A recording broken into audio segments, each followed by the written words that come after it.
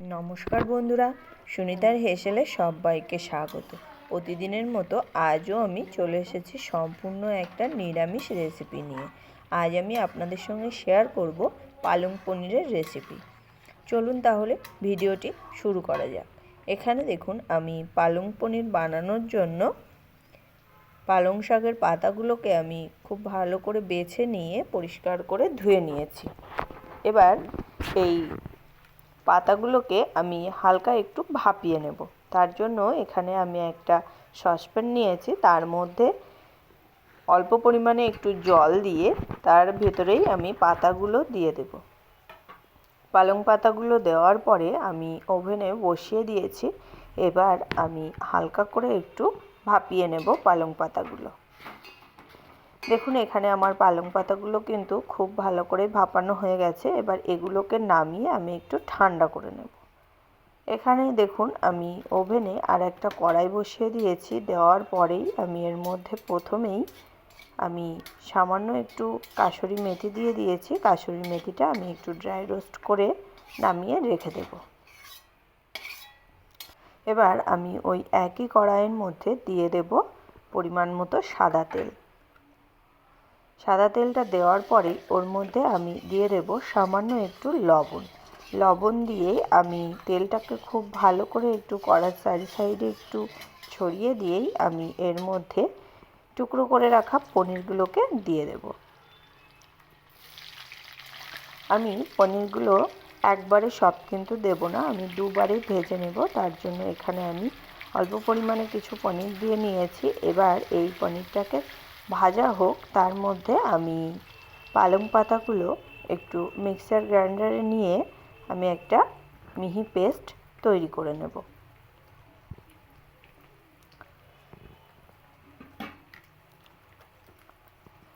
এদিকে আমার পনিরগুলো কিন্তু ভালো করেই ভাজা হয়ে গেছে। আমি এবার পনিরগুলোকে একটা পাত্রে নামিয়ে নেব। নামিয়ে নিয়ে আমার বাকি যে পনিরগুলো আছে সেই পনিরগুলোকেও আমি এরকম হালকা লালচে কালার করে একটু ভেজে নেব।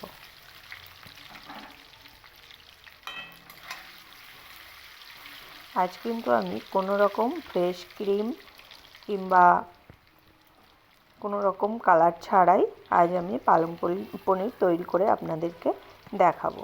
দেখুন, এখানে আমার বাকি পনিরগুলোকেও কিন্তু ভাজা হয়ে গেছে। এবার আমি ওই একই তেলের মধ্যেই আমি দিয়ে দেব গোটা লঙ্কা ফোড়নে দেব, আর দেব সামান্য একটু জিরে আর লঙ্কাটা একটু ভাজা হয়ে এলে এর মধ্যে আমি এবার দিয়ে দেব 1 চামচ পরিমাণে আদা বাটা। দেখুন, ফোড়নটা একটু ভাজা হয়ে গেছে। এবার এর মধ্যে আমি 1 চামচ আদা বাটা দিয়ে দিয়েছি। আদাটাকে খুব ভালো করে একটু তেলের সঙ্গে মিশিয়ে নেব। মিশিয়ে নিয়ে আমি এর মধ্যে দিয়ে দেব 1 চামচ পরিমাণে জিরে আর ধনেটাকে আমি আলাদা একসঙ্গে বেটে নিয়েছি, সেই জিরে আর ধনেটাকে এখানে দিয়ে দিয়েছি।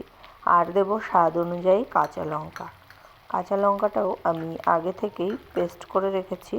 সেই আদা, কাঁচা লঙ্কা আর ধনে জিরে পেস্ট দেওয়ার পরে এই মশলাগুলোকে আমি খুব ভালো করে একটু কষিয়ে নেব।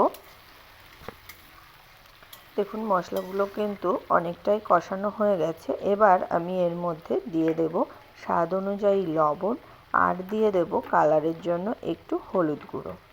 খুব বেশি হলুদ গুঁড়ো দেওয়ার দরকার নেই, এখানে আমি সামান্য একটু হলুদ গুঁড়ো দিয়েছি।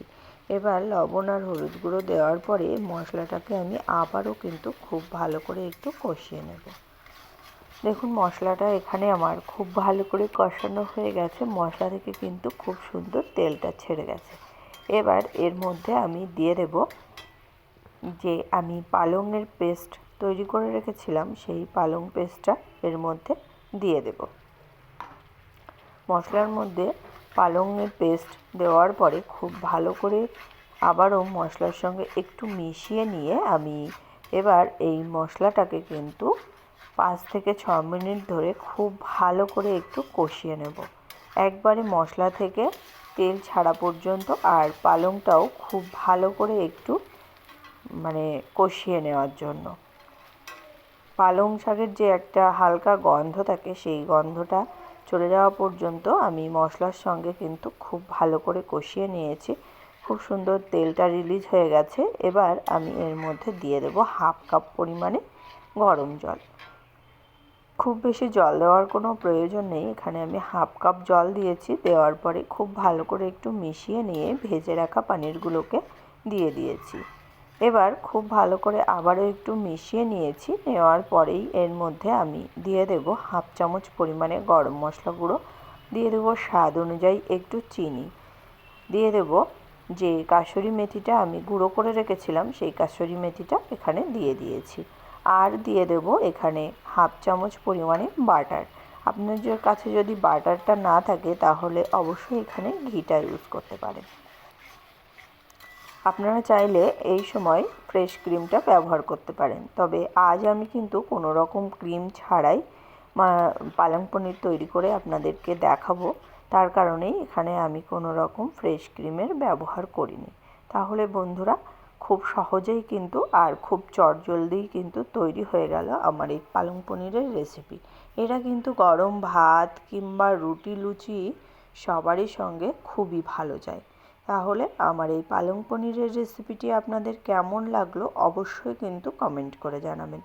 যদি ভালো লেগে থাকে তাহলে একটা লাইক করবেন আর সাবস্ক্রাইব করে পাশে থাকার অনুরোধ রইল। তাহলে বন্ধুরা আজকের মতো এই পর্যন্তই। আবার দেখা হবে নতুন কোনো রেসিপি নিয়ে। ভালো থাকবেন, সুস্থ থাকবেন। ধন্যবাদ।